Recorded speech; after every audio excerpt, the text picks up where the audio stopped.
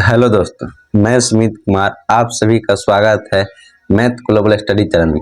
तो आज हम इस वीडियो में जानेंगे क्लास 10th के यानी बिहार बोर्ड के साइंस का सिलेबस। साइंस में 3 चीज़ आता है, फिजिक्स, केमिस्ट्री और बायोलॉजी। तो तीनों का सिलेबस जानेंगे 2026 के हिसाब से। सिलेबस में कुछ चेंज आया है, तो सिलेबस का पैटर्न क्या है, किस तरह से पूछता है, किस चैप्टर से ज़्यादा नंबर आता है, किस चैप्टर पर ज़्यादा ध्यान दे, नोट्स कैसे बना, इस तरह का बहुत सवाल का जवाब इस वीडियो में हमको मिलेगा। क्योंकि सिलेबस चेंज हुआ, क्योंकि अब सबसे बड़ा लोग गलती क्या करता है, बिना सिलेबस जाने हुए साइंस पढ़ना चालू कर देता है। वो बहुत गलत तरीका है। पहले सिलेबस जानिए साइंस का, फिर साइंस पढ़िए, तब मजा आता है। तब ना मजा आएगा, इस चैप्टर से इतना क्वेश्चन आता है, उस चैप्टर से उतना क्वेश्चन आता है। तो फिजिक्स साइंस से बहुत आसान चैप्टर और समझने वाला चैप्टर, आसान भी है और समझने वाला भी। जब नहीं समझिएगा तो साइंस आपको बहुत हार्ड लगेगा। तो यहाँ देखिए टोटल चैप्टर, देखिए टोटल चैप्टर है कितना, टोटल 16 चैप्टर है। साइंस में टोटल 16 चैप्टर है। उससे पहले की बात जानी, टोटल साइंस आता है 80 नंबर का, थ्योरी जिसको बोलते हैं। एग्जाम में टोटल 80 नंबर का क्वेश्चन आता है, 80 नंबर का, इसको थ्योरी बोलते हैं। और 20 नंबर का था प्रैक्टिकल। 20 नंबर का आता है प्रैक्टिकल, जो आपको स्कूल में भर के कॉपी में जमा करना होता है। तो 20 नंबर प्रैक्टिकल से आता है और 80 नंबर आता है थ्योरी, जो आपको लिखना होता है, तो एग्जाम देने जहाँ जाते रहता है वहाँ पर। तो 20 नंबर 80, टोटल कितना 100 नंबर। तो एग्जाम टोटल क्या नंबर का होता है, 100 नंबर का। ये बात तो आप सब लोग जानते होंगे। तो ये जो 80 नंबर है, तो 80 नंबर मतलब कौन चैप्टर से, फिजिक्स से कितना आता है, केमिस्ट्री से इसमें कितना आता है, बायोलॉजी से 80 में कितना आता है, तो जानेंगे तब ना अच्छा उस चैप्टर पर ज़्यादा ध्यान देंगे। तो किससे ज़्यादा पूछ रहा है, कौन हमको 11th में लिंक है चैप्टर, 12th में चैप्टर के ज़्यादा लिंक है, पढ़ना पड़ेगा। जो नब्बे पढ़ेंगे तो काम देगा। तो सब बात जाना जरूरी है, तब पर भी तभी आप सिलेबस का क्या करेगा, शुरुआत कर सकेंगे। अच्छा स्टूडेंट और अच्छा सोच वाले बन सकते हैं बिना सिलेबस जाने हुए। क्योंकि आजकल देखते हैं बच्चा से कोई पूछ देता है सिलेबस क्या है, तो सिलेबस ही पता नहीं रहता। तो ये बहुत गलत तरीका है। क्योंकि टीचर देखिएगा सिर्फ सिलेबस पढ़ाया तो बताते नहीं कौन चैप्टर से क्वेश्चन आता है, नहीं आता है। ये बहुत गलत तरीका है। तो यहाँ देखिए सबसे पहले जानना क्या है, कौन चैप्टर से कितना क्वेश्चन आता है, ये तो बता दिए। अब सबसे टोटल चैप्टर देखिए, टोटल चैप्टर है 16। टोटल कितना चैप्टर है, 16। फिर साइंस में टोटल 16 चैप्टर। साइंस में 3 चीज़ आता है, फिजिक्स, केमिस्ट्री, बायोलॉजी। तो सबसे पहले केमिस्ट्री देखिए। सबसे पहला चैप्टर है केमिस्ट्री का, रासायनिक अभिक्रिया एवं समीकरण। रासायनिक मतलब होता है केमिकल, अभिक्रिया मतलब होता है रिएक्शन, और समीकरण मतलब होता है इक्वेशन। तो केमिकल रिएक्शन एंड इक्वेशन सबसे फर्स्ट चैप्टर है केमिस्ट्री का। दूसरा आता है अम्ल, क्षार और लवण। अम्ल को एसिड बोलते हैं, क्षार को बेस बोलते हैं, लवण को साल्ट बोलते हैं। यहाँ आप लोग को सिर्फ बता रहे हैं इसका इंग्लिश में, एसिड, बेस एंड साल्ट। अगला चैप्टर आता है धातु और अधातु। ये धातु को बोलते हैं मेटल, अधातु को बोलते हैं नॉन मेटल। अगला आता है कार्बन तथा उसके यौगिक। इसके अंदर इतना भी आपको आईयूपीएसी नाम पढ़ते होंगे, सब इसी के अंतर्गत पढ़ते होंगे। और एक और चैप्टर आता है जिसका नाम है तत्व के आवर्त, जिसमें आप पीरियोडिक टेबल पढ़ते होंगे। इस तरह का ना आता है एस ब्लॉक, पी ब्लॉक, जो थोड़ा मोड़ा आप 9th में पीरियोडिक टेबल पढ़ चुके होंगे। नीचे आता है एफ ब्लॉक। तो ये बहुत काम का चीज़, 11th तो बहुत ज़्यादा आपको काम देगा, बहुत ज़्यादा 11th 12th में। तो टोटल 5 चैप्टर है केमिस्ट्री में। केमिस्ट्री में टोटल कितने चैप्टर है, 5। केमिस्ट्री में टोटल 5 चैप्टर है, ये बात जान गए। अब यहाँ समझ, केमिस्ट्री में 5 चैप्टर है। अब देखिए यहाँ अब आता है बायोलॉजी। यहाँ से 5 से क्या चला होता है, बायोलॉजी। तो जैव प्रक्रम हो गया, इसको इंग्लिश में बोलते हैं लाइफ प्रोसेस। नियंत्रण एवं समन्वय हो गया, छठा चैप्टर है। अगला चैप्टर आता है जीव जनन कैसे करते, जैसे हम लोग जनन कैसे करते, अपने संतति को कैसे जन्म देते। तो ये भी क्या बहुत इंपॉर्टेंट चैप्टर, अच्छा चैप्टर है, जिससे आपको मानसिक सोच भी डेवलप होगा। तो आखिर जनन क्यों करते हैं, क्या आप लोग क्योंकि आप लोग को जानने की इच्छा रहता होगा, तो आखिर जनन होता कैसे, प्रजनन कैसे होता है। तो ये सब क्वेश्चन आपको इस चैप्टर में आपका इसका आंसर मिल जाएगा। अगला आता है अनुवांशिकी, जो बहुत इंपॉर्टेंट चैप्टर है, इसको इंग्लिश में बोलते हैं जेनेटिक। इसी में आप मेंडल का नियम पढ़िएगा।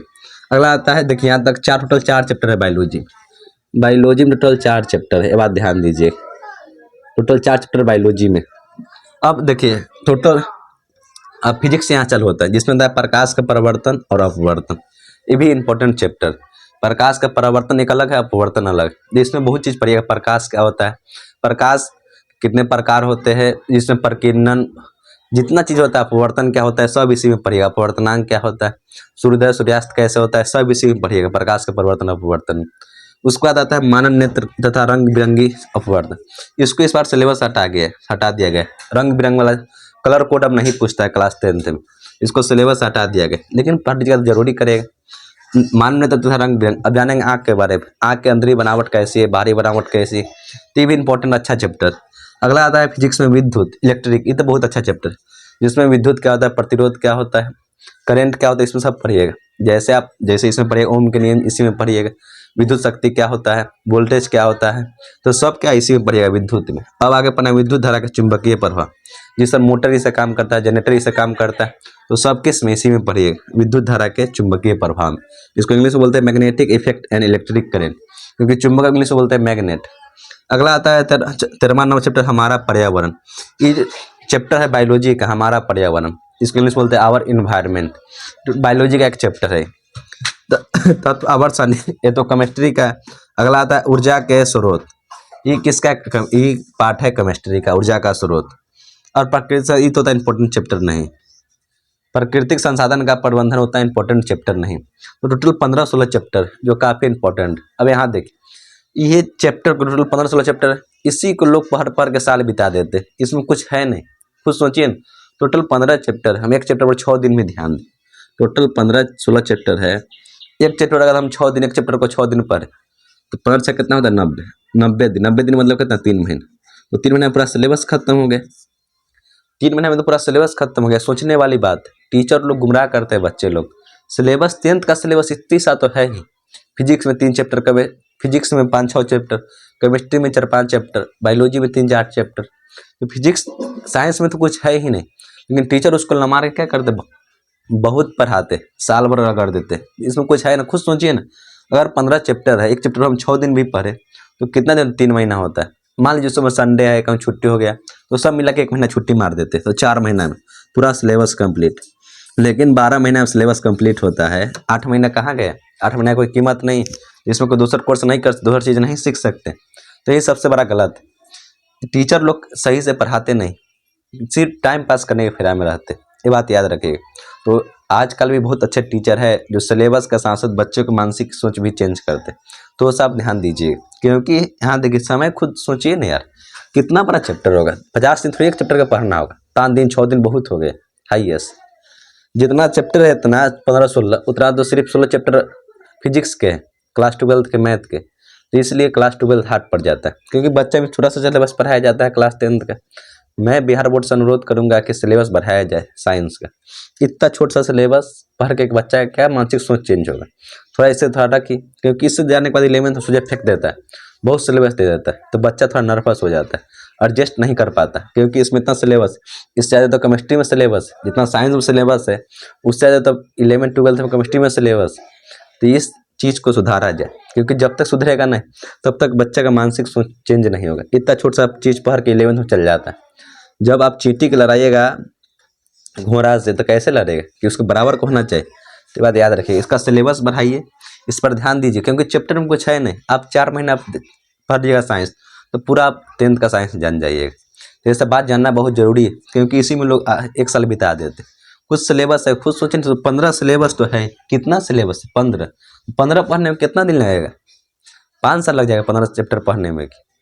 एक दिन में 5-6 चैप्टर, एक दिन एक चैप्टर को 6 दिन पढ़ेंगे तो 90 दिन हुआ। 1 महीना गैप में मार देते, संडे उंडे हो गया, इस छुट्टी हो गया, टोटल तो कितना दिन हो गया? 30 दिन हो गए। तो इस सबको लमार के 8 महीना में पढ़ाते हैं, बहुत गलत चीज़। चैप्टर को कंप्लीट कराइए, बच्चा को समय मिले, क्योंकि अभी की उम्र में बहुत कीमती समय होता है। जितना समय अच्छा लगाएंगे उतना ही आगे बेहतर कर पाएंगे। तो समय बर्बाद नहीं कीजिए।